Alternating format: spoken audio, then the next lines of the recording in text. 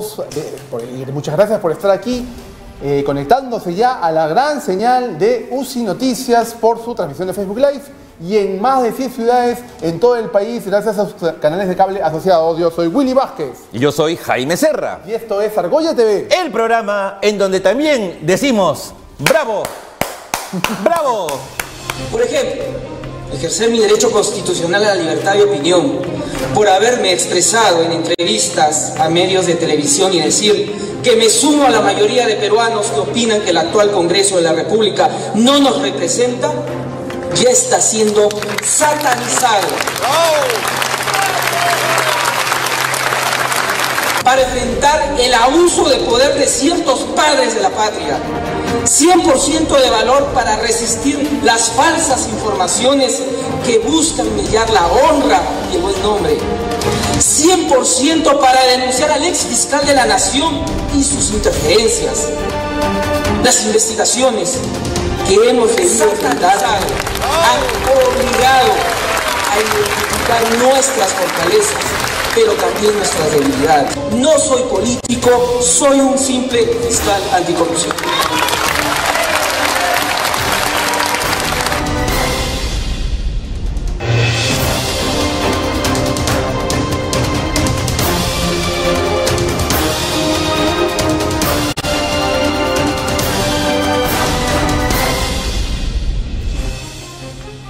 No lo dejaban hablar al pobre fiscal Pérez, eran todo bravo, un aplauso y todo. Y el que, aunque él ha dicho que no es más que un ciudadano, es solamente un fiscal y no es un político, a mí me parece, y me hace un poco de ruido, lo digo de repente con desagrado de mucha gente que lo está idolatrando, que ese tipo de ruido crea cierto tipo de distracción en su labor fiscal. Yo no sé qué opine de eso y lo quiero invitar y dar la bienvenida a nuestro programa, a nuestro gran amigo ya colaborador de la casa, el congresista Concha Ladrón de Guevara, que está con nosotros en conexión directa. Congresista, muy buenas noches. Buenas noches, señor periodista. Yo pensé que me estaba aplaudiendo a mí, señor periodista. Yo dije, bravo, bravo, bravo. Yo me emocioné, comencé a saludar, pero no era a mí. ¿A quién estaba saludando usted? ¿A quién estaba aplaudiendo? Yo no estaba aplaudiendo a nadie. El video estaba aplaudiendo al fiscal José Domingo Pérez, que estuvo en Arequipa haciendo toda una presentación de su trabajo. ¿Ese no es la marca de un turrón?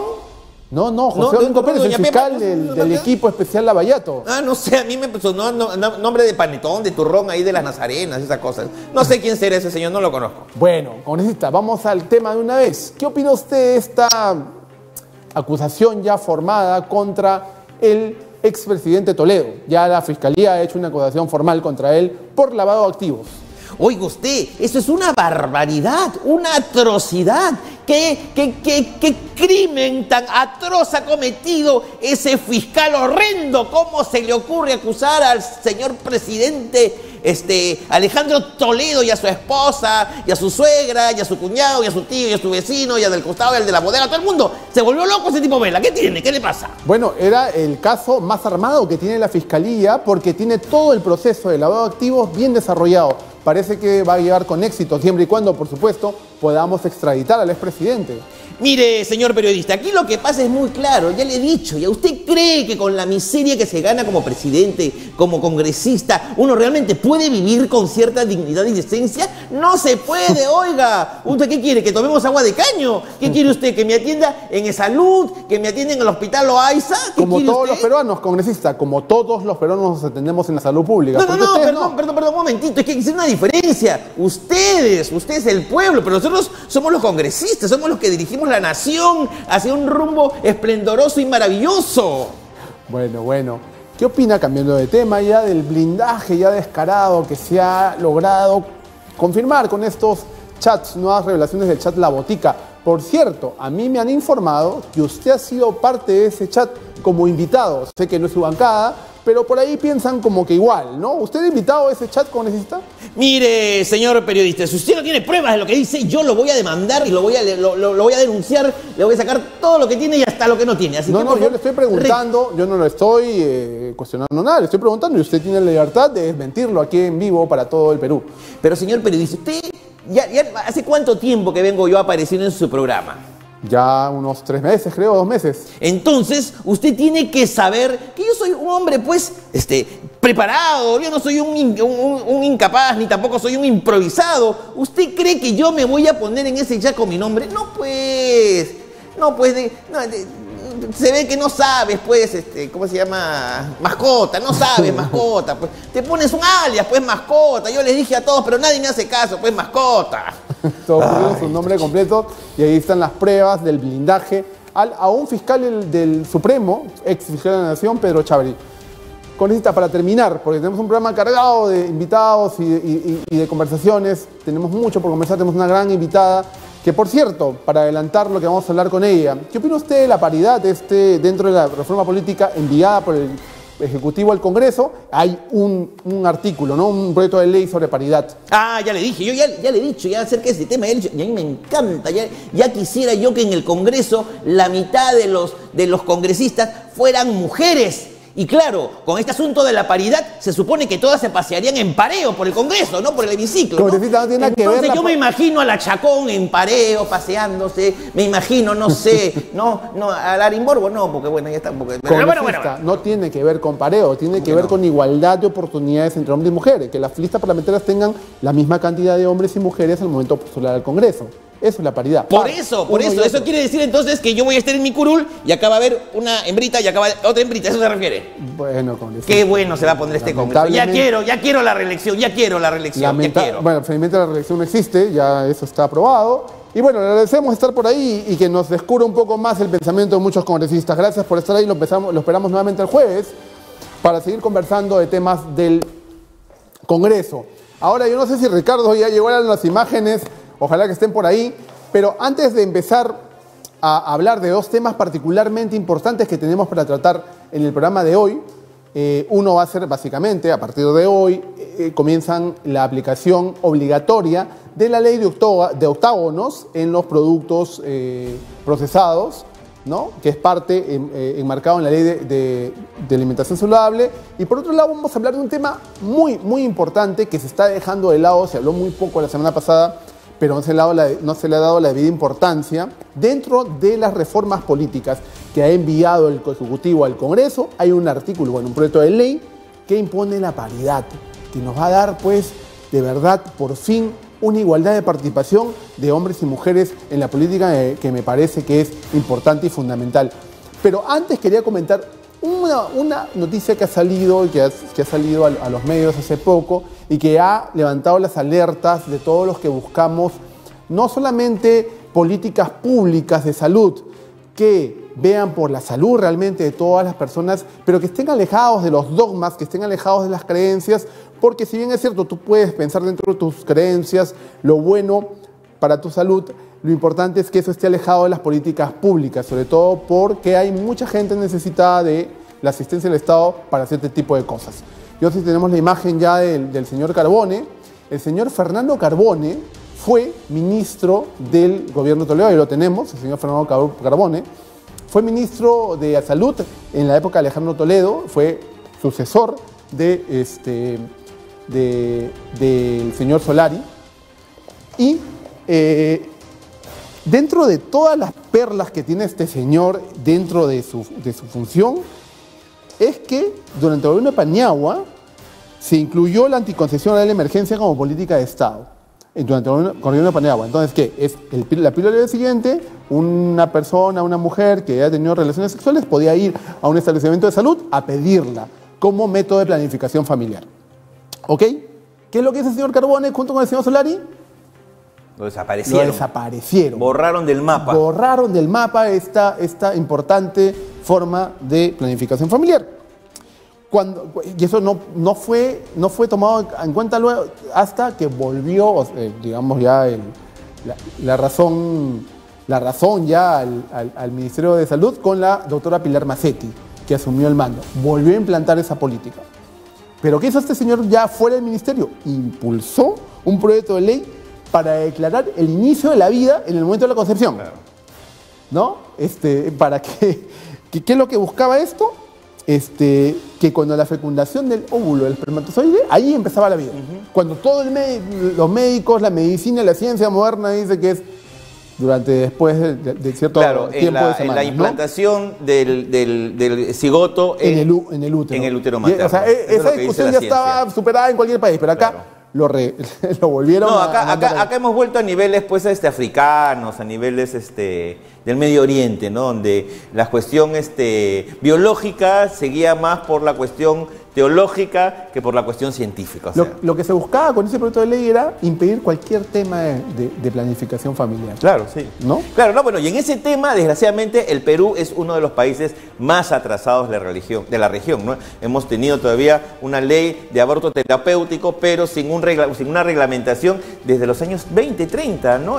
Teníamos ya una supuesta aceptación, digamos, legalmente del aborto terapéutico, pero hemos llegado a traspasar el siglo y todavía no se podía aplicar legalmente. Un informe de la Asociación de Capacitación Integral en Salud recuerda que durante la gestión de Carbone hubo denuncias por escasez de medicamentos y artículos anticonceptivos, así como el cobro indebido por consultas de planificación familiar en lugares deprimidos, de poco acceso económico a la capital y al interior del país, a pesar que estas son actividades gratuitas, ¿no?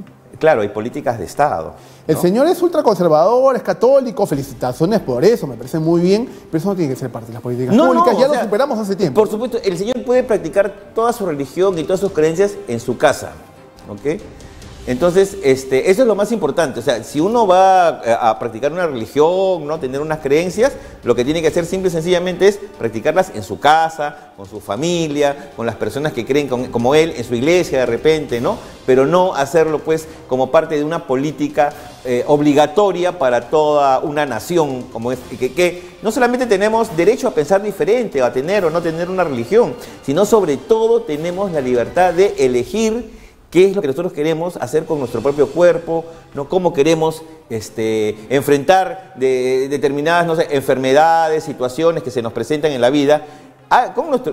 Es como, poniendo un ejemplo extremo, ¿no?, como en Corea del Norte, por ejemplo, ¿no?, que hay un listado de cortes de cabello oficiales para el hombre y para la mujer, ¿no? Entonces, más o menos, o sea, parece un poco exagerado, pero es más o menos eso lo que nos quieren imponer ciertos grupos ultrarreligiosos, ¿no? Y no solamente estamos hablando de la Iglesia Católica, están los del colectivo Con Mis Hijos No Te Metas, por ejemplo, ¿no? Que representan a varias iglesias. Todas las instituciones pro familia que hay, llamadas pro familia. Y este señor Carbone ha regresado al Ministerio de Salud como asesor directo de la alta dirección de la ministra Zulema Thomas, ¿no?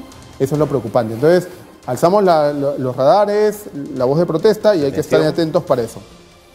Ya, bueno, eso quería decirles. Perfecto. Hay que estar atentos. Y es interesante hacer ese tipo de advertencias a tiempo para que cuando aparezca alguna medida sorpresiva, de repente una norma legal en el peruano, ya todos estemos advertidos de dónde viene. Bueno, ahora vamos a tocar un tema, no sé si estamos tratando de hacer una conexión telefónica, hemos tenido ya una previa conversación con el especialista en temas de defensa del consumidor, el doctor Jaime Delgado, porque el día de hoy ya se hizo oficial y es obligatorio el tema de los octavos, ¿no? Ajá, sí, no, ya a partir de hoy ya ustedes habrán notado que en las tiendas, no en los supermercados oficialmente, pero en las bodegas se ha extendido un poco el plazo, pero hay algunos productos que ya presentan estos octágonos nutricionales. No, de advertencia. Y ya venían, en realidad, después de hace un tiempo, me parece que a partir de marzo ha comenzado a salir ciertos tipos de lotes con las advertencias. Y bueno, ha hecho toda una revolución de gente, porque ahora todo el mundo se ha dado cuenta que el azúcar es alto en... las gaseosas son altas en azúcar. No, pero eso es lo de menos, Willy. Hemos encontrado... Tenemos unas imágenes, las tenemos... Sí, a ver si las vamos poniendo, Ricardo. Vamos poniéndolas porque comienza a pasar las fotos y vamos viéndolas, porque la verdad que hay unas cosas que nos han llamado mucho la atención. Bueno, la clásica, ¿no es cierto? ¿Quién no se hubiera imaginado que la Coca-Cola o las gaseosas en general son altas en azúcar, Willy? Bueno, es un poco obvio, ¿no? Pero quizás no eres totalmente consciente hasta lo que lo ves reflejado en una etiqueta, ¿no? Entonces, si te tomaste ya una botella de medio litro en el transcurso del día, ya sabes que la siguiente botella de medio litro ya va a ser más complicada, te va a complicar, ¿no? Tenemos otras fotos, a ver, vamos viéndolas. La Inca Kola, también otra famosa gaseosa, ¿no? Casi emblema nacional, ¿no? También con su octágono nutricional. Sigamos pasando, por favor. Bueno, acá tenemos, ¿no? Este tipo, por ejemplo, de golosinas las consumen los niños. Claro. ¿No? Entonces es muy importante de que, no sé si el niño, ¿no? O el padre de familia, porque bueno, hay chicos que, bueno, si tienes pues, no sé, 9, 10 años, no, papá, dame 5 soles para ir a la bodega a comprar algo, ¿no? Entonces, claro, o sea, tenemos que ser conscientes de lo que le damos a nuestros hijos. Ahora, por ¿no? ejemplo, en este caso particular que yo he visto que se consume bastante en niños menores de 5 años, tiene 3 tipos de octágonos. Claro. Alto en azúcares, grasas saturadas y en sodio, en sal, ¿no? Imagínate. Es increíble cómo... Claro, y ahora, que... esto tiene una presentación bastante pequeña y ese nos hubiese gustado, lamentablemente no hemos podido tener la conexión con Jaime, pero nos hubiese gustado que nos explique por qué la ley no aplicaba a ciertos tamaños de productos. Por ejemplo, estos chocolates chiquitos. Que tienen menos de 50 centímetros cuadrados. Claro. Creo que era es la norma técnica, ¿no? No están obligados. Y son los que más se consumen. Claro, pero ¿no? ya se va a corregir eso, ¿no? A ver, seguimos pasando. Tenemos otras fotos también que son también preocupantes, ¿no? Por ejemplo, ahí está este Honey Brand, Y esas ¿no? son unas galletas que uno ve de miel, ¿no? Qué rico, qué natural. Ese es el problema, que todo el mundo creía que eso era sano. O sea, yo me como esto porque estoy a dieta. Estoy a dieta. O porque quiero comer bajo en grasa, ¿no? Estoy con el azúcar elevado. Pero resulta que tiene su tremendo letrerazo que dice alto en grasas saturadas. Entonces, ¿qué pasa? La industria no nos da toda la información que nosotros necesitamos. A ver, ¿tenemos otra foto más? A ver si tenemos otra por ahí. Ajá, a ese también, por ejemplo, ¿no? Uno compraba pues estas cosas como, ya, mira, no quiero comerme un sándwich, me voy a comprar esto que es más sano. ¿Qué son? A ver, son ¿cómo se llama? Nueces. Maní, nueces, frutas secas, ¿no? ¿No? ¿Cómo se llama la otra valla esa? Almendra. Almendras, ¿no? Entonces, claro, yo también las compraba pensando que eran así super light, super sanas, ¿no? Pero y resulta que son altas en azúcar. En azúcar. O sea, y todavía, claro, el envase verde te sugiere que es más sano, ¿no? Para otro estilo de vida. Y encima son carísimos, ¿no? Son carísimos. Eso te vale como 10, 12 soles. Sí. Menos de 100 gramos. ¿No? Ven, vamos con la siguiente, Ricardo, para comentarla. Esto también, las clásicas galletas integrales que venden en estas tiendas naturistas. Más sanas y light de todas. Claro, uno come eso con su yogur Exacto, con tu yogur natural, tu yogur griego. Y ¿no? dijiste ya. Exacto. Vas a bajar de peso, vas a conservar la línea. Pero miren lo que nos venimos a encontrar. También tiene sus tonos. Y me parece que es importante que los tenga. Hay una más que me parece importante comentarla, Ricardo, por favor. ¿Qué hacemos con esto, Jaime? ¿Cómo le ponemos octágonos a esto? Este es el problema, me parece, que viene acá con una carga crítica a la ley. Los famosos arrocillos. Claro, no, este tipo de golosinas que no son procesadas por la gran industria. Claro, y el otro es un cocoliche. Claro. No te metas. Esos son símbolos nacionales, Willy, de nuestra infancia, por favor. Por favor, con mi cocoliche no te metas. ¿Qué hacemos con eso, señores del MINSA? Yo creo que ya podemos volver aquí al estudio, la imagen del estudio, ¿no? Ok. Y ahora la pregunta es, ¿qué hacemos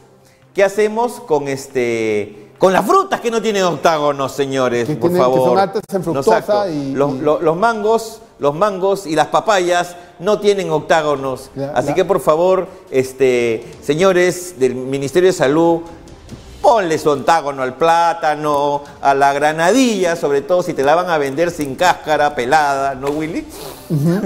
Y claro, la idea es un poco ir modificando y perfeccionando la ley de acuerdo a las necesidades que se dan en la aplicación. Cuando están aplicando esta ley, ya la tenemos hace algunos meses implementándose, y desde hoy, siendo obligatorio, es importante ver este tipo de fallas, este tipo de falencias para poder modificarla, y lo bueno es que se puede, a través de la reglamentación, ir perfeccionándola. Entonces, vamos a hablar, creo que tenemos aquí un tema particularmente para seguir conversando, porque necesitamos un especialista que nos aclare esas dudas, pero queríamos ponerlo en la palestra porque no podíamos pasar un día como hoy, importante para la alimentación sana del país, este tema, ¿no? Un día histórico. Y hablando de personas especialistas en los temas, precisamente tenemos a la más capa de todas, que es, ya con nosotros aquí en el estudio, es a Pilar Tello, de IDEA Internacional, con la que vamos a hablar todo este tema relativo a lo que es la paridad. O sea, yo creo que los medios de comunicación no lo han abordado, no han tocado el tema no solamente con suficiente profundidad, sino en la cantidad que se debiera, porque es un tema que creo que nos debe preocupar a todos los peruanos, sobre todo porque si estamos hablando de reforma política, estamos hablando de elecciones ya con miras al 2021, a nuestro bicentenario, tenemos que esperar que tengamos un Congreso totalmente paritario. Pilar, bienvenida, muchas gracias por estar aquí, de verdad. Es un enorme placer tenerte hoy día aquí en Argolla TV. Muchas gracias a ustedes, muchas gracias por la invitación y es un gusto estar acompañándolos hoy día acá. Antes de empezar, yo quiero ver que veamos todos un video para que nos va a poner un poco en perspectiva de cómo reciben este tipo de temas tan importantes en el Congreso de la República. Vamos a preparar un video porque es importante. Es importante ver cómo algunos padres de la patria, o madres de la patria en ese sentido, en este caso en particular, ven el tema de la paridad, ¿no? Este proyecto de reforma política que envió el Ejecutivo al Congreso, ¿cómo lo perciben, ¿no? Hablábamos un poco del tema con el congresista Concha de Guevara, y él nos decía pues, para él que era la paridad. Bueno, pero mientras que ubican el video, sí. Entonces yo creo que empezamos nomás con la entrevista. Pilar, ¿cómo ves tú la voluntad de nuestros políticos, ¿no?, con respecto a este tema? Porque desgraciadamente en un país como el nuestro, donde la institucionalidad es tan endeble, ¿no?, mucho de las buenas intenciones que se tienen o de los cambios que se tienen que realizar tienen que pasar primero por la buena voluntad de nuestros queridos políticos, que son hombres en su mayoría, hay que decirlo, ¿no? Bueno, es cierto, pero creo que partiendo de lo positivo, el hecho de que esté por primera vez realmente por ser debatido un proyecto de paridad es importante, paridad y alternancia, ¿no es cierto? Y efectivamente, si vemos nosotros cómo está la composición política, nos damos cuenta que mayoritariamente quienes están ejerciendo cargos de poder, cargos de representación, son hombres. Si vemos un poco cómo está la radiografía del país, vemos que tenemos en los últimos años hemos tenido entre 22 y más o menos casi 30 mujeres parlamentarias, que es donde más hemos avanzado. Pero en alcaldías hemos llegado hasta 5% de mujeres alcaldesas. En el aspecto municipal, sí, y regional incluso, ¿no? Sí, en regional ahora no tenemos ni una sola presidenta regional elegida. Y de repente, para que la gente tenga una idea más clara, en otros países ¿cómo es? Por ejemplo, yo te voy a contar, el año pasado viendo la Teletón chilena, ¿no?, que transmiten por internet, se presentaban diferentes instituciones estatales oficiales chilenas, por ejemplo, la Marina de Guerra de Chile, la Fuerza Aérea, la policía, ¿no?, la gendarmería chilena, y era bien curioso, porque se presentaba el jefe de la policía con la jefa de la policía.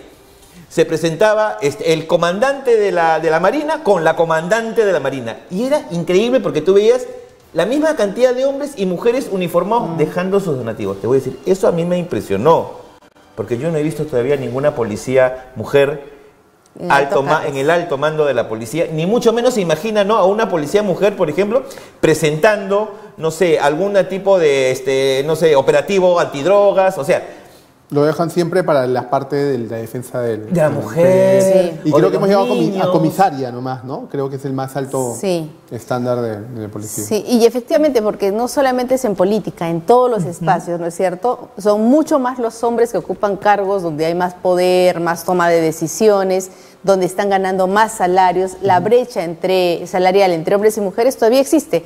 Hay gente que dice que no es verdad, pero si uno compara sueldos, y no solo en el Perú, sino en Latinoamérica, los hombres, por hacer el mismo trabajo que las mujeres, están ganando más que ellas.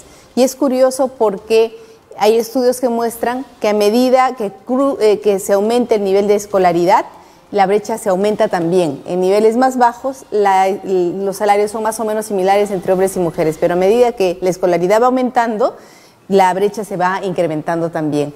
Y claro, la pregunta es, ¿qué sucede? ¿Qué pasa? Exacto. Y entonces es un problema estructural. En realidad pasa por las normas sí, las reglas sí, pero sobre todo es un problema estructural. Somos todavía sociedades machistas, donde los derechos de los hombres han primado sobre los derechos de las mujeres.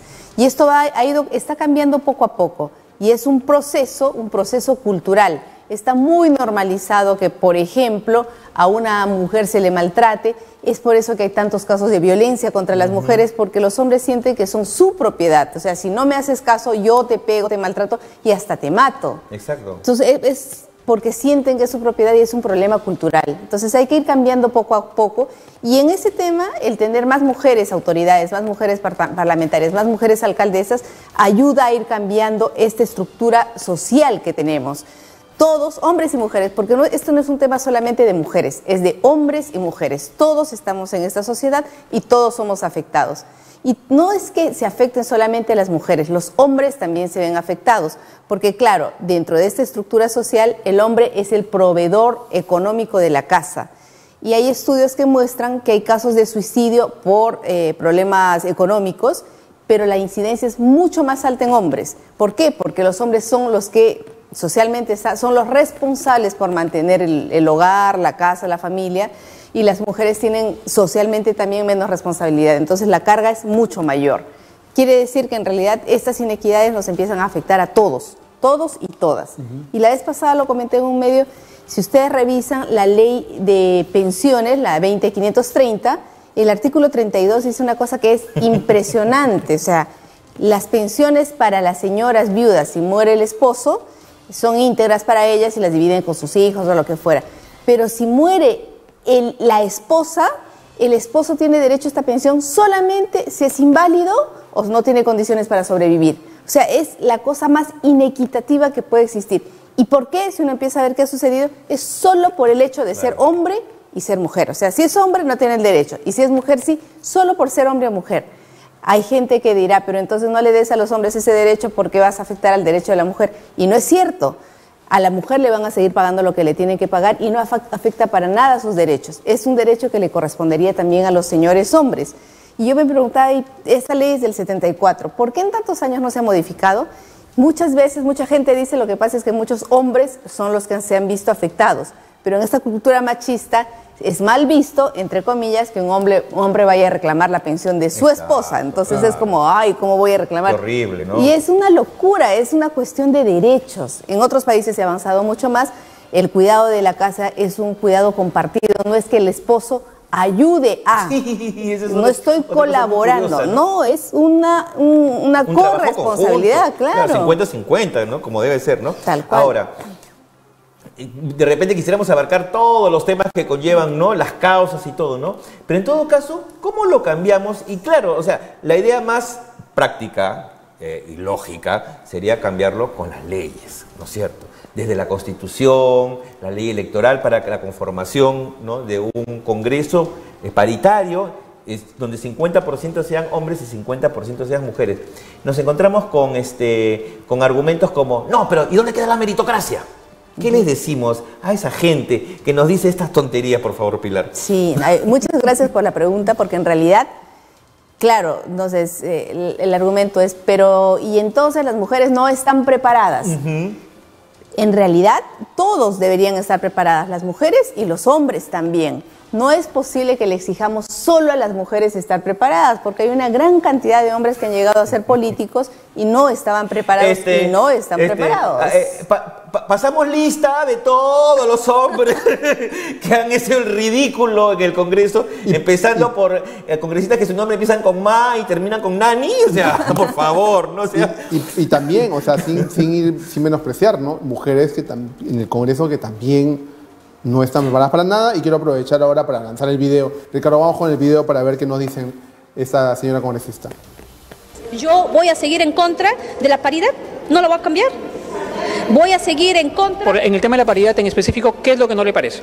Yo creo que no se les puede imponer a las mujeres, obligarlas a participar en la vida política. Congresista, pero la propuesta no quiere obligar a las mujeres a participar en política, sino promover su participación en igual de condiciones que los varones.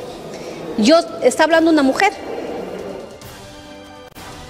Es mujer, justo lo que decíamos.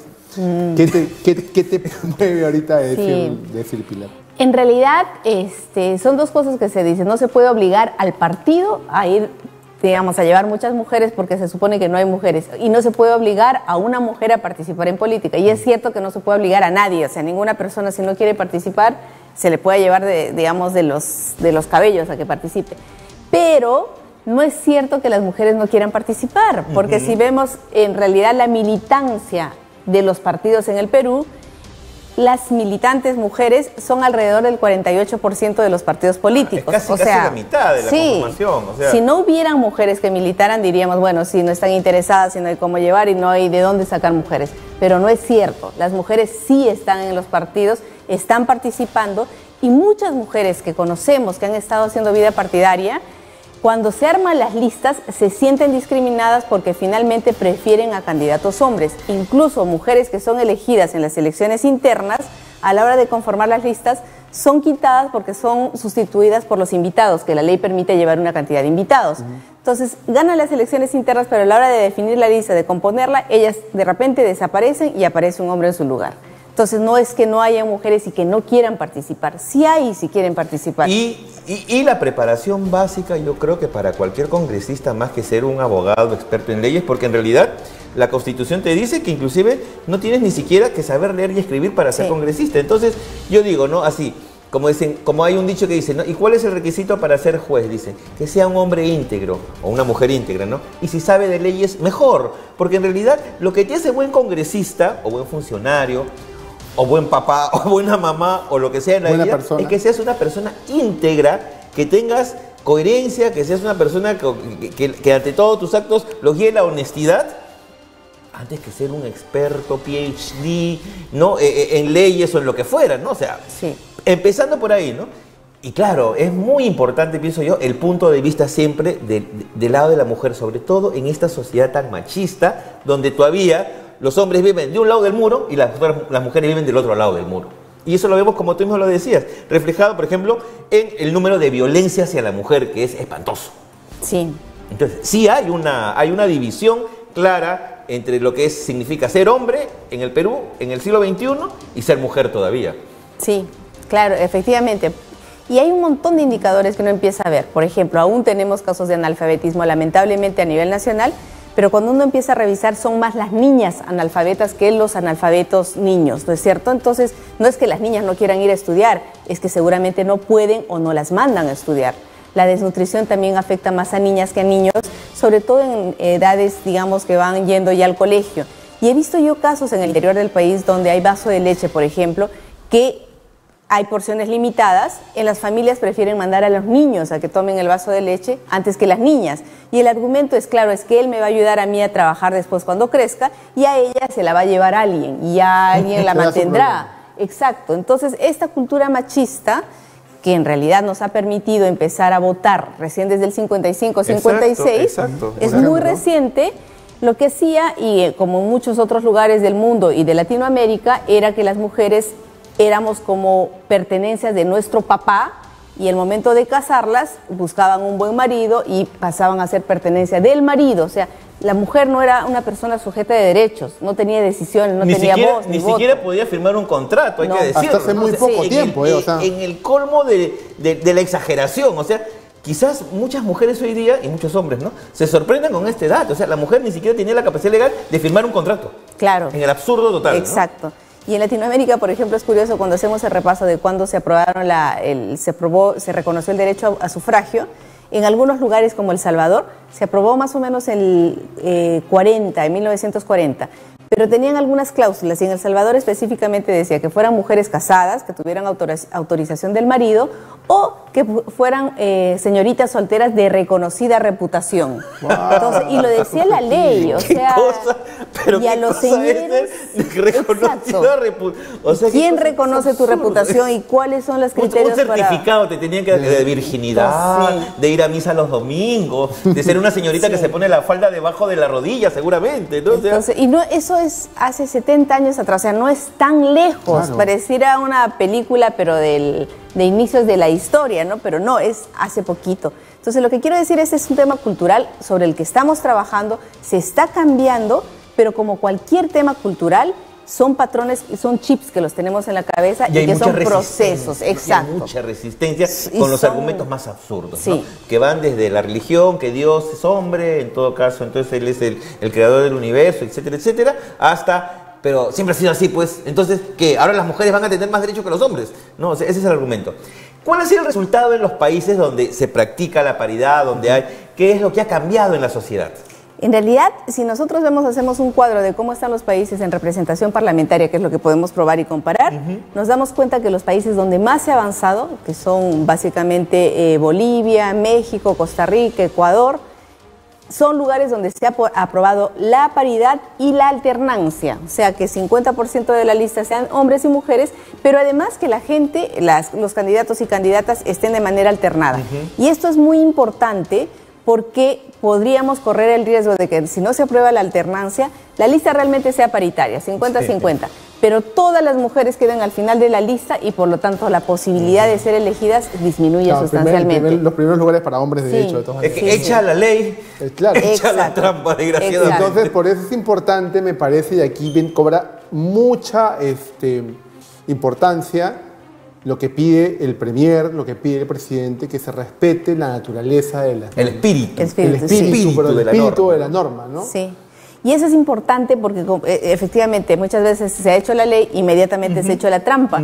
Y hay situaciones que uno dice, parece de película. En Bolivia, por ejemplo, hay un momento, una situación que se llamó el travestismo político. ¿En qué consistía? Una vez que se aprobaron las cuotas de género, todos los partidos tenían que llevar un porcentaje de mujeres. Y lo hicieron, ninguno infringió la norma. Pero la hora después de las elecciones, cuando las personas elegidas iban a recoger sus credenciales, de repente había una cosa curiosa, llegaba la señora María y a la hora de recoger la credencial no era María, era Mario. Sí, y entonces, ¿qué pasó? Ay, no, se equivocaron al escribir mi nombre porque era manuscrito.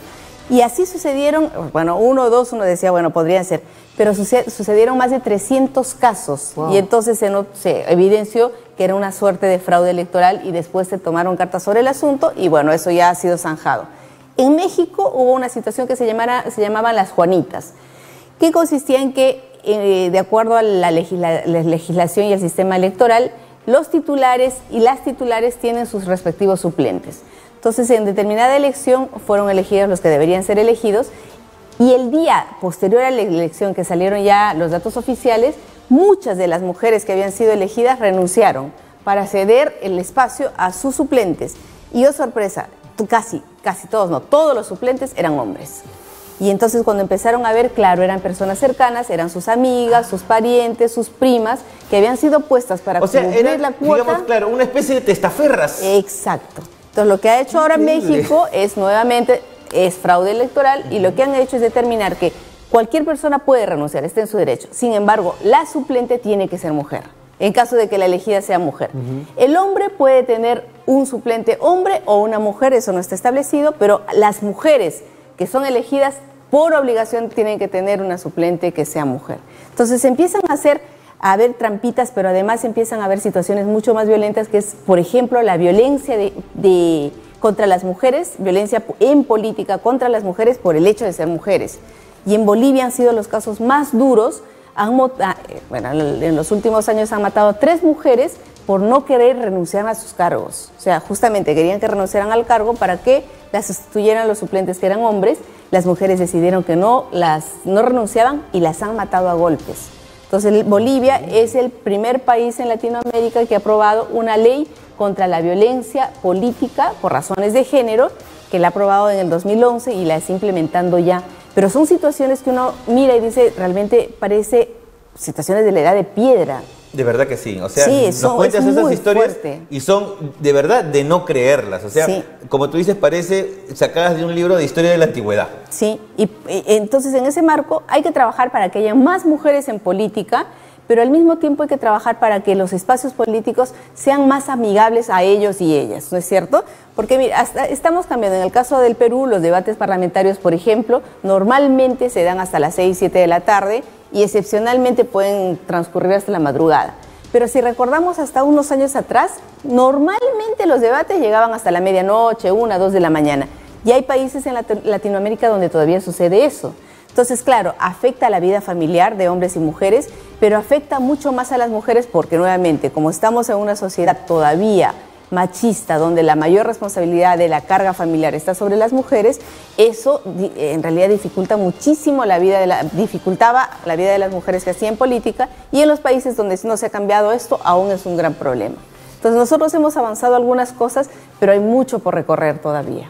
Sí, pues no, aparte, yo digo, no, para mí creo que la mayor preocupación que yo tengo con respecto a eso es que efectivamente convencer a la mayor cantidad de congresistas, en este caso, bueno, ahora que viene la discusión, bueno, han ampliado la legislatura precisamente para discutir este tema, ¿no? O sea, convencerlos, por un lado, o sea, convencerlos de que efectivamente es algo que tiene que cambiar primero, segundo, no, bueno, un poco, seguir un poco el método de Vizcarra, ¿no? Que con la amenaza de que te quedas sin chamba, sí o sí, porque de verdad, o sea, parece chiste, pero así como parece tan increíble lo que pasa en Bolivia con las mujeres. Sin otra coyuntura, de repente acá estamos en otro planeta también. Claro, sí. Sin otra coyuntura no se podría dar, y lo importante es puntos de inicio. Ya lo tenemos por lo menos discutiendo. Sí. ¿No? Si no se da esta crisis política, no se discutir nunca, pero rescatemos lo positivo del asunto, ¿no? Ya se está discutiendo, ya se está viendo, y hay que estar muy atentos a que no pasen estas trampitas, sí. ¿no? Entonces, sí. el trabajo de ustedes es básicamente dentro de IDEA. IDEA es el Instituto para la Democracia y Asistencia Electoral. Nosotros somos un organismo intergubernamental que tiene oficinas en varios países de Latinoamérica, en Europa, en África y en Oceanía. Y lo que hacemos sobre todo es generar información comparada y mostrar qué está sucediendo en los países, qué está funcionando. Nosotros no tenemos recetas. O sea, en relación a la paridad, por ejemplo, creemos que la paridad y la alternancia sí ayudan a mejorar el número de mujeres en los espacios de representación, pero no decimos esta es la receta, sino mostramos la evidencia y realmente vemos que eso funciona y funciona bien. Entonces, y cada país la adapta de acuerdo a su realidad. Exacto, sí. Porque además lo que es cierto es lo que puede suceder, lo que puede funcionar muy bien en un país, no necesariamente funciona en otro. Y además también es cierto que cuando hablamos de política y de normas electorales, todo tiene ventajas y desventajas. Es como una balanza. Entonces hay que poner en la balanza qué cosa pesa más para nosotros en relación. Si te pones a pensar, solamente cuando se discute el porcentaje, que el 50% de las congresistas deben ser mujeres, ahí recién te das cuenta de que hay desventajas para los hombres, ¿no? Pero antes nadie se había fijado de lo otro, ¿no? O sea, hasta en eso hay un pensamiento absolutamente, ¿cómo se llama? Sesgado hacia un lado nada más, y hacia el lado del hombre, que es lo que se considera siempre lo normal. Pero yo te preguntaba hace un ratito, en los países donde ya hay, sea por obligación o sea por cambio de cultura, ¿no? Estamos hablando de repente, no sé, de Europa, países muy específicos. ¿Cómo cambia la vida de las sociedades cuando son más paritarias desde la política hasta la vida cotidiana? En realidad empiezan a ser sociedades más equitativas. O sea, hay, por ejemplo, los roles distribuidos de manera igual, los sueldos empiezan a ser menos inequitativos, las horas de trabajo que le dedican unos y otras al hogar empieza a ser muy similar. En el Perú, por ejemplo, las mujeres dedican 27 horas a la semana en el trabajo doméstico más que los hombres. Es decir, si quieres hacer otras cosas estás un poco impedida porque, claro, tienes que estar cuidando la casa, cocinando, cuidando a los hijos. Entonces empieza a cambiar la calidad de vida. Y es para unos y otros. Los hombres empiezan a tener y aprovechar más y a disfrutar más de la vida familiar, de sus hijos, del entorno más cotidiano. Pero además, si vamos un poco más, ¿qué cosas más cambian? Por ejemplo, a nivel normativo, empiezan a ponerse en agenda temas que normalmente no se ven. El tema de violencia, que es un problema de la sociedad. Hasta hace unos años no se veía no porque los hombres quisieran invisibilizarla, sino simplemente que muchas veces no lo ven y no lo ponen porque eso no es un tema que los afecta, ¿no es cierto? Entonces hay un montón de temas que empiezan a poner en la balanza, que están orientados a tener una sociedad donde se respeten de igual manera los derechos de unos y de otras. Y recordando que reconocer los derechos de las mujeres para nada implica recortar el derecho de los hombres. O sea, no es que le vas a quitar algo, simplemente y como el derecho a voto. Reconoces el derecho a voto de las mujeres y simplemente todos tienen derecho a votar, hombres y mujeres. Claro, ese es el espíritu de la paridad y ese es el espíritu de la alternancia y ese es el espíritu que está pidiendo el presidente de la República, el Ejecutivo, con esta ley. Pilar, muchísimas gracias por estar acá, de verdad. Nos aclaraste muchos temas, creo que es un tema que debemos seguir tocando, que no se pierda de vista porque no se habla. No se habla, no se toca. hay mucho miedo alrededor de esto, pero no, es cuestión de que todos seamos iguales, ¿no? No es más que eso. No, yo quiero que sepas que nosotros como conductores y este canal estamos comprometidos con que se logre ese objetivo a nivel político y nosotros somos unos aliados absolutos de luchar porque esta sociedad sea cada vez más equitativa para hombres y mujeres y en realidad para todos los peruanos de esta nación en general. Entonces es un compromiso que lo tenemos muy claro desde el primer día. Muchísimas gracias por estar acá. Muchas gracias a ustedes. Un gusto también. Y hasta aquí, no hay tiempo para más. Nos vemos el próximo jueves aquí en Argolla TV a través de UC Noticias. Y bueno, gracias por estar ahí. Nos vemos. Chao. Gracias.